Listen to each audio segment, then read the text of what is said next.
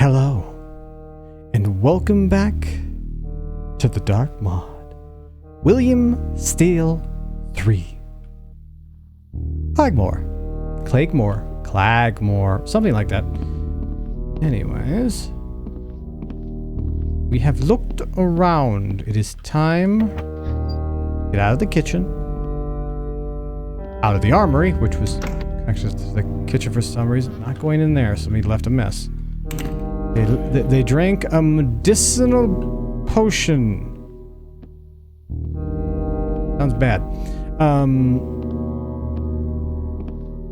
Get up to the next floor. See what we can find. Close!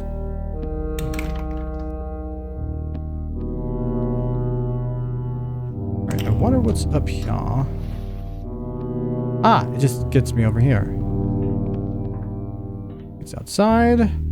We already picked that up because chest I pick.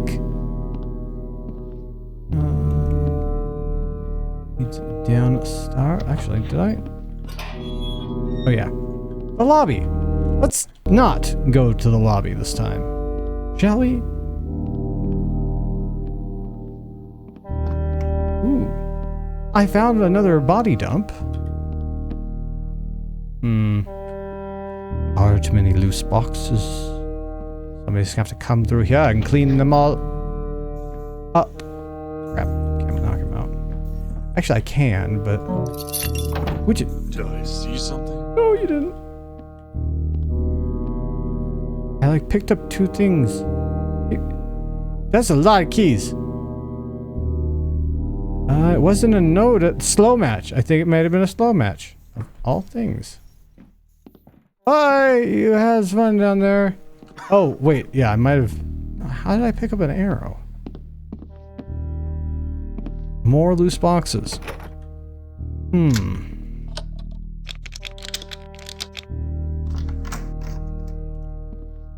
Alright, that goes farther in. Does this go outside? Ah, this was the guy that was looking down on me, judging me for everything that I've done. Joke's on you. I have done everything. Judgerson. Alright. Lieutenant Benson. What have you been up to, Lieutenant Benson?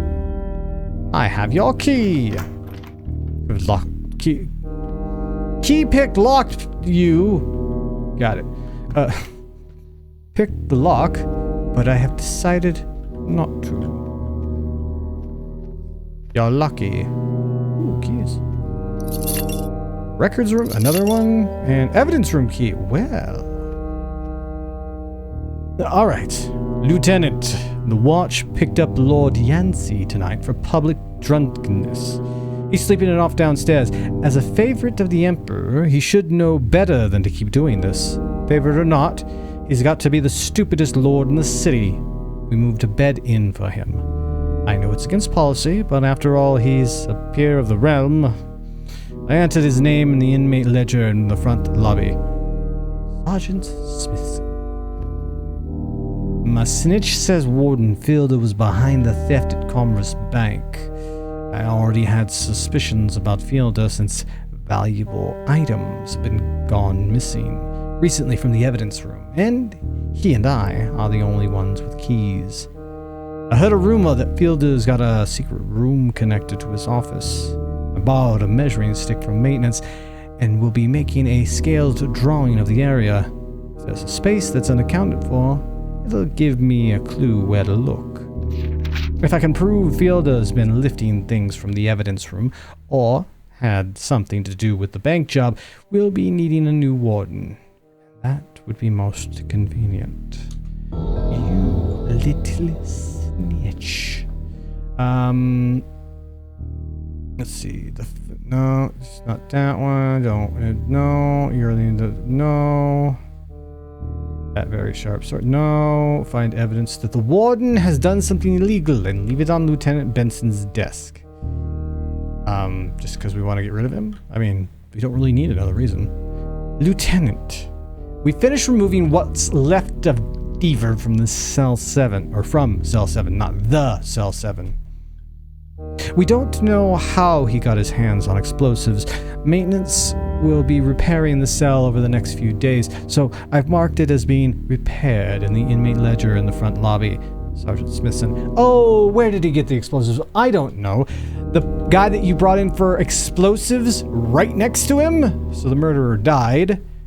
And now there is maintenance on the cell, so I wonder if the explosive expert ran.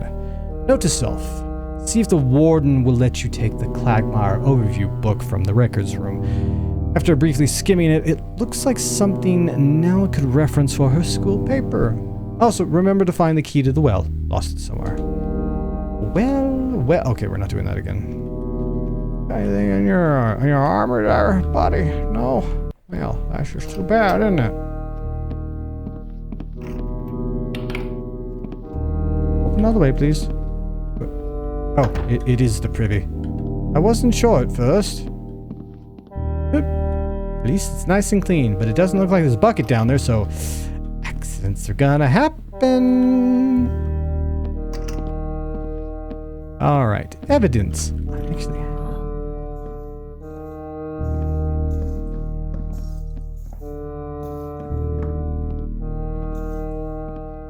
I know you're there. no, you don't. You know nothing. Can't knock him out. I'm using one of them. I'm gonna use one of them. Let's do this.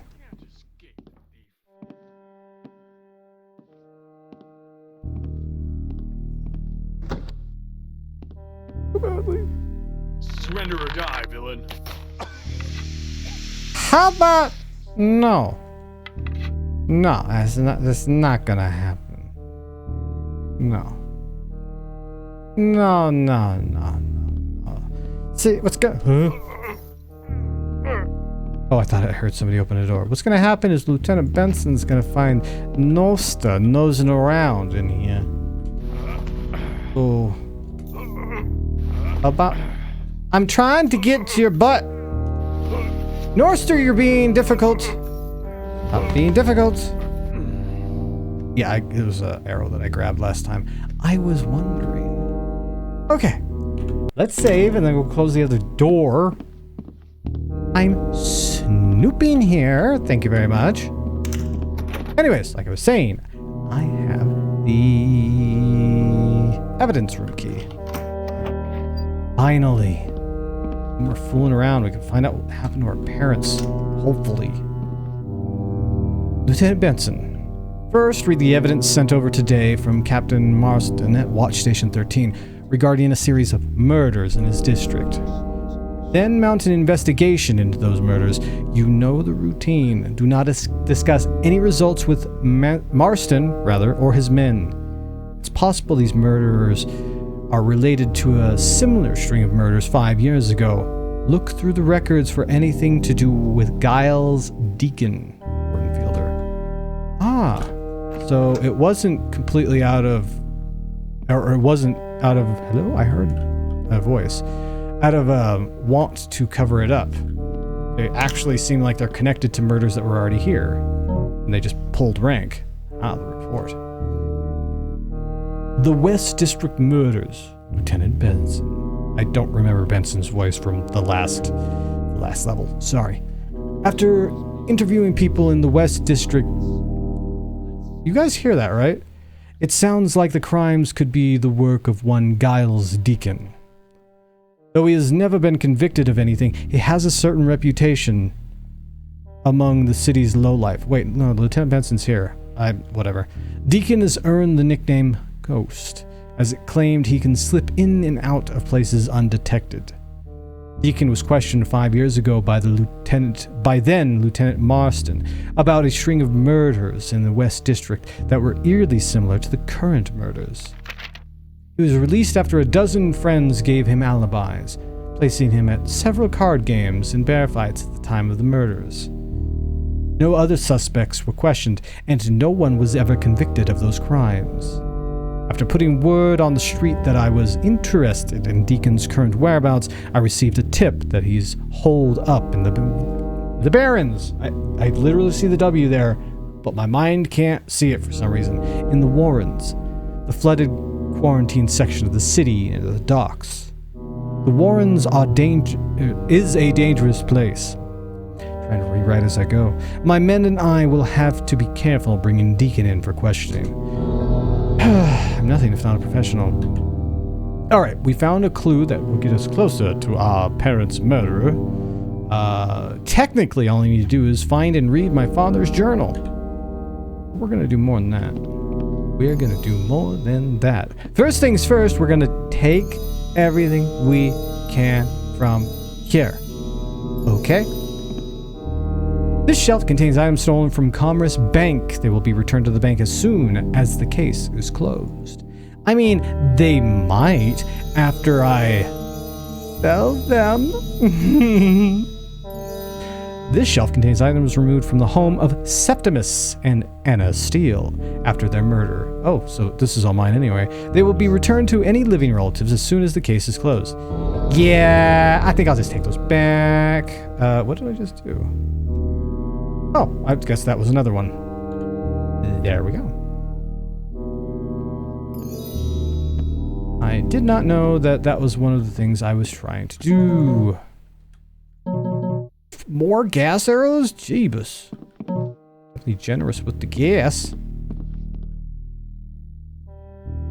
As master builder of the forge, I keep track of production levels, and I've noticed an odd trend of late.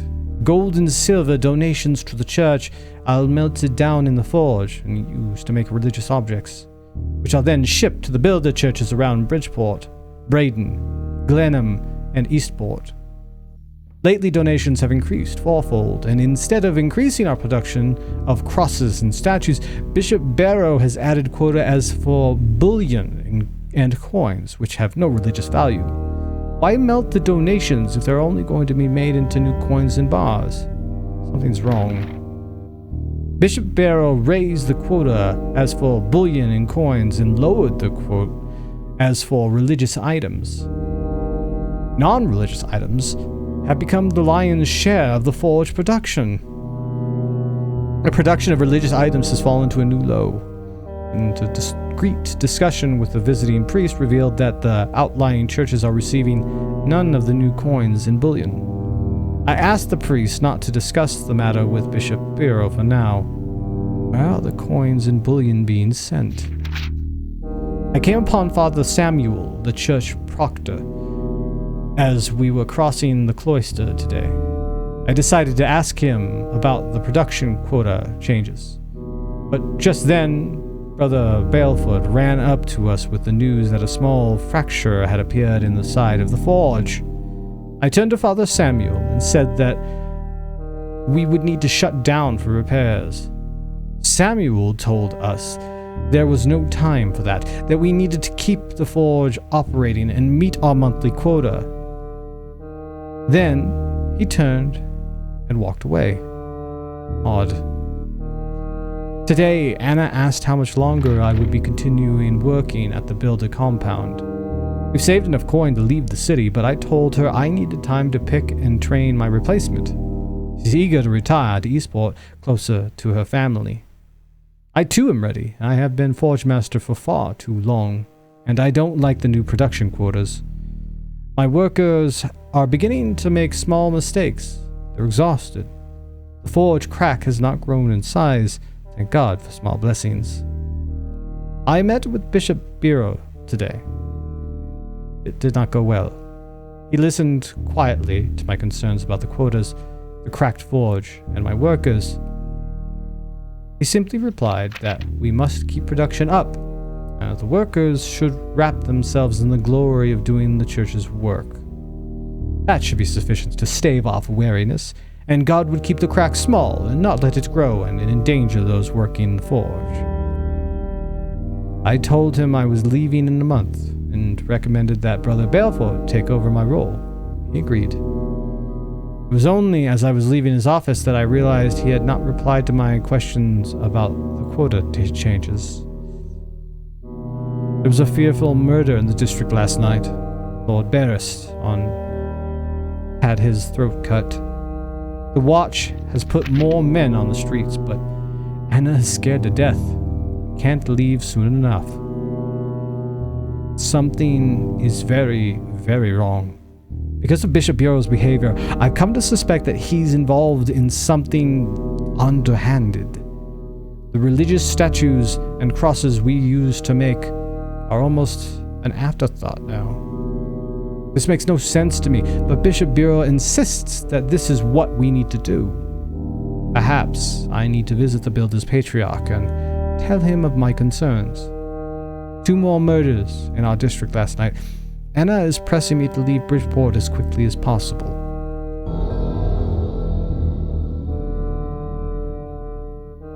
So on the eve of retiring, they're killed. I'll be honest, it doesn't sound like there would be the other murders had anything to do with my family's murders. Because hello? Hearing things.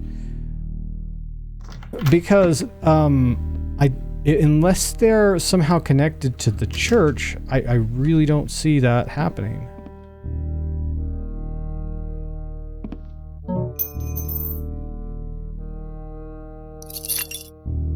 Well, I got the well key, even though I already went in the well. Cleighmoor overview. Ooh, actually, this might be good. This might be long, but this also might be very good. Let's go into the corner. In deck. So, as far as the murders, though, if they're not connected to the church, it definitely seems like my father and mother were murdered to keep the secret of the forge quiet, because they are obviously keeping that money for themselves. Or not necessarily. They could be pressured to give it to somebody else. We'll see. A brief overview of Cleighmoor Gaol by Rufius Sewell, PhD, MOL, DBS. Construction. Cleighmoor Gaol was conceived and built during the administration of Lord Artemus. It is situated on the site of the Church of the Ancients, which was destroyed by a most grievous and mysterious fire over a century ago. A discussion of the fire can be found in Book 7 of the Ancients' Books of Reason. The last of the Ancients' order perished in the fire, and Lord Artemus decreed their church be razed and the site used for a new gaol, where the city watch could house undesirables. The gaol would be named after Lady Cleighmoor, and one of the city's founders, who was a strong advocate of a civil and ordered society. Many of the church's surviving building stones were used for Cleigmoor's foundation. Cleighmoor comprised a main building, administrative offices, barracks, armory, kitchen, and dining facilities, and underground facilities, prisoner cells. The vaults. The underground vaults where the ancients buried their most revered leaders were untouched by the fire. However, in spite of the movement to preserve them, they were turned into a complex of prisoner cells when Cleighmoor was built. The city watch maintains that none of the ancient remains were defiled during the conversion. The well. Another feature of the original church is the well. It is said that the well, site of human sacrifice countless centuries ago, drew the ancients to this part of the city when they were looking for land on which to build their church. No record remains of how the ancients used the well, though it is known that they walled it up 2 decades before the fateful fire. Since the well is now part of the Cleighmoor complex, the current city administration has declared it off limits to academics and clerics who study ancient peoples, their architecture, and their societies. The Council of Lords says we must look forward to the future, not backwards to what has gone before. The cemetery and Great Hall. At the height of the ancients' influence, their underground complex included a cemetery and a Great Hall. The cemetery is where many of the ancient brothers and civilian supporters were buried. Though the ancients were not known for their sense of humor, the cemetery includes an adjoining room. where two brothers, mortal enemies when alive, were buried facing each other, so that they might continue their feud in the afterlife.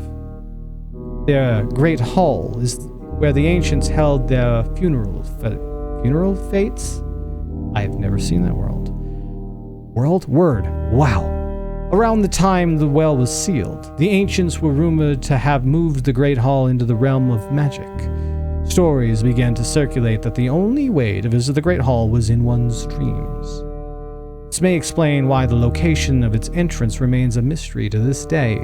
Even during the conversion of the vaults to prisoner cells, no trace of this entrance was ever found. The Committee of Preserving Bridgeport's History, of which I am chairman, continues to seek the location of the physical entrance. Conclusion. RocoW provides an essential service to this section of the city. Murder rates and affronts to citizenry continue to decrease. The City Watch has vowed to bring peace and tranquility to Bridgeport streets. The Watch maintains that the improvements far outweigh the losses of any archaeological access to sites within Cleighmoor's walls.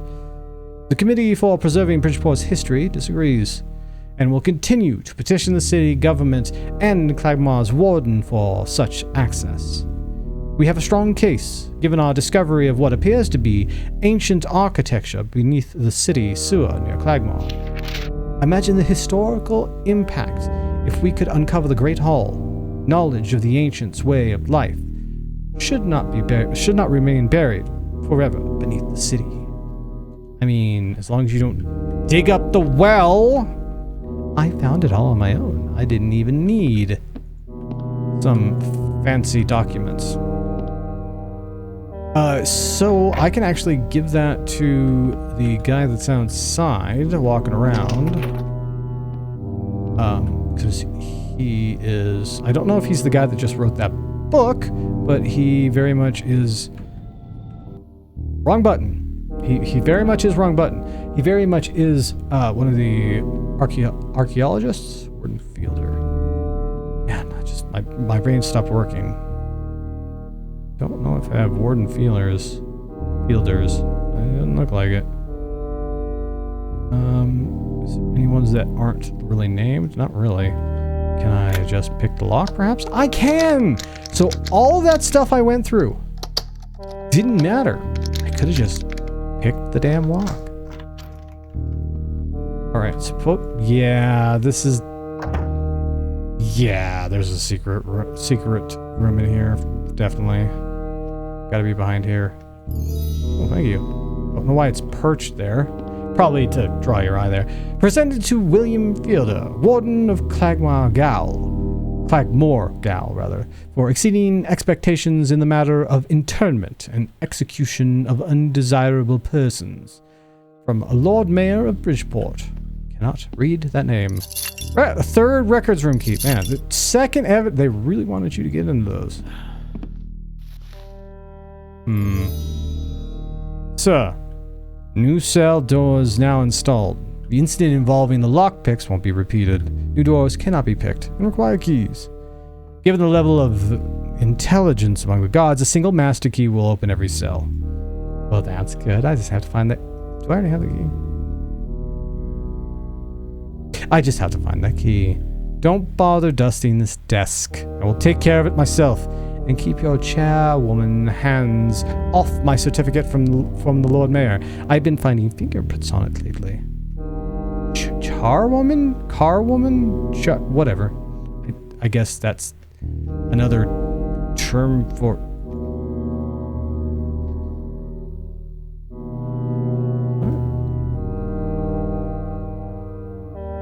Housekeeper? Oh.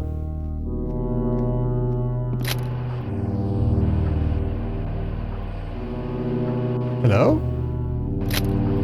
Oh, I didn't even see it. I wasn't expecting to be able to go down. He was talking about his desk though, so might be something of a switch on his desk. Let's get you out of the way, Mr. Cha. It's not just like the flower pot, is it? No.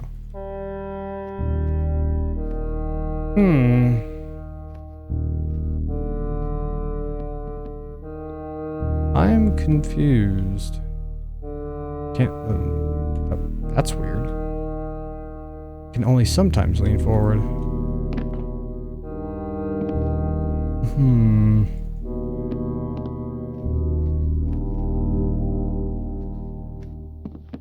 Oh, what am I doing? Just close up the painting for no reason. Or that. Huh, I was expecting it to be wider. It's not.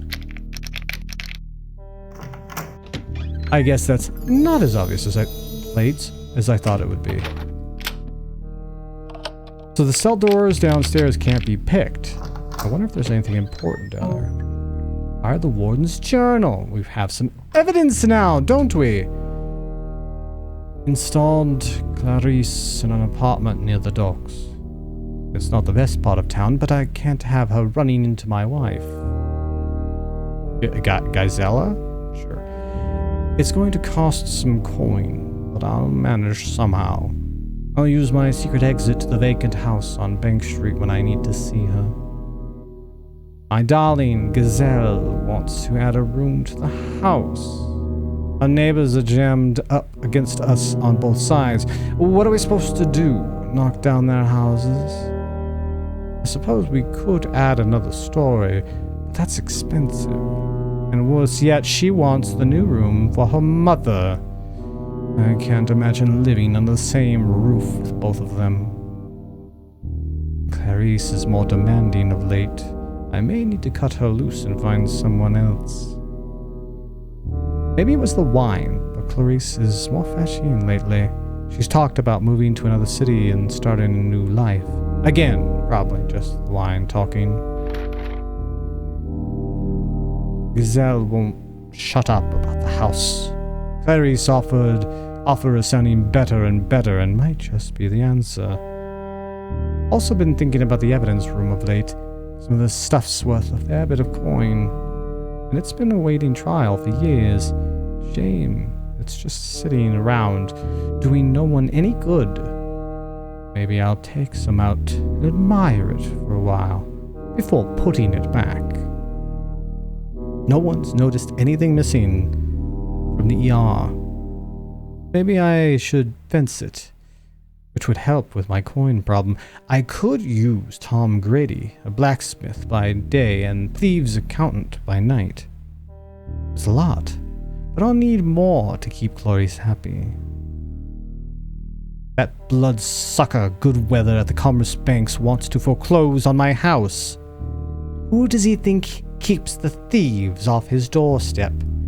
Maybe he needs a lesson in how dangerous this city can be. I figured out how to deal with Goodweather and take care of my coin problem all at the same time. I contacted a childhood acquaintance, a nasty thief named Crew. He agreed to break into Commerce 3 nights from now using the alarm code I gave him. I told him to keep the coin and fence the rest with Grady. What I didn't tell him was what would happen afterward. I'd love to be there when Goodweather hears the theft. I saw Captain Marston, Watch Station 13, at a function today, and he told me about the murders in this district. The murders sounded similar to an unsolved case from years ago. Thinking back on that case, I concluded that Marston might already know the killer and wouldn't investigate thoroughly. I told him to send me the evidence and I would handle it. He was upset at first, but I pulled rank, and the evidence arrived this afternoon. Lieutenant Benson can handle the investigation. Clarice has been at me about leaving the city. I told her to bide her time, that we'd be gone soon. Giselle wants to know when we can start the addition. I told her to bide her time, that she'd be living with her mother soon enough. Crew's doing the job at midnight. In the morning, I'll have Lieutenant Benson send Sergeant Smithson and his crew to pick up Grady. and the contents of his strongbox based on an informant's tip. Benson says Grady's in a cell downstairs and most of what was stolen from Commerce has been recovered. Everything's locked safely away in the evidence room. Ha! Tonight, I'll add the new arrivals to my collection. I sent a message to Goodweather with the good news. The bad news is that we have to keep the stolen merchandise for evidence. Sorry, but the law is tough. Benson sent Smithson back out to grab Gru, another tip. No one will believe that scoundrel if he mouths off and tries to drag me into this. But I can't leave any loose threads. Clarice and I can leave tomorrow after Rue's trial. I'll see to it he is convicted and hung before noon. The disposal crew is ready to drop his body into the well. A suitable resting place for my old friend. Shared childhood or not, I can't have him telling stories after I'm gone. The snow is supposed to get worse tomorrow. I'll have the grounds crew put up the awning on the observation deck. Can't have a blizzard spoil a good hanging. I'll bet a fine bottle of brandy wine and a block of cheese on my balcony would go well with the sight of Gru dangling from a rope. Who can I invite to sit with me? As for the house, Goodweather can have it. Rats and all. As for... Why can't I say her name? Gaiasol? I still think I'm saying it wrong. She can move back in with her mother. They deserve each other. As for Clarice, I think I'll borrow a few bottles of wine from the kitchen to celebrate our new life together. I must remember to collect the valuables I stored in the cellar of the vacant house. Can't fence them through Grady now, poor chap. But I can't leave them sitting around. There's bound to be a reliable fence where we're going. Okay, I don't know if he's left yet, but... yeah, that guy's kind of messed up. He's drinking the medicine that's in the wine rack in the kitchen, which is why he's thinking that Clarice is so fetching. And, yeah, he's gone mad with power. Gone mad with power. Ah. Actually, you know what? You stay right there. Let me grab this stuff first. I got enough, even without my spiritual conquest.